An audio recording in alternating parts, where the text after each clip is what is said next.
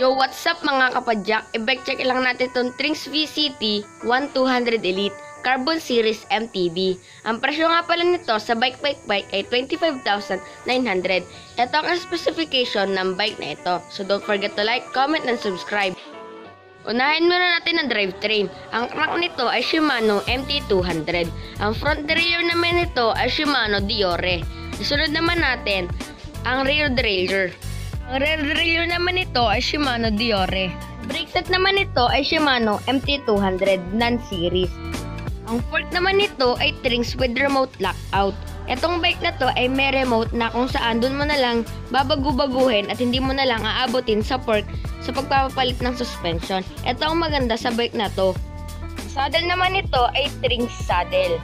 Stem naman nito ay negative. Etong stem na to ay medyo may pagka-aggressive. Ang head tube ng bike na ito ay tapered. Internal cabling na rin ang routing nito. Sa may bandang head tube, may protector to para hindi magasgasan ng head tube ng bike mo. Maxis na din ang tire nito. Yun ang ikinaganda sa bike na to. So, yun, maraming salamat mga kapadyak. Don't forget to like, comment, and subscribe. So, maraming salamat sa mga suporta mga kapadyak.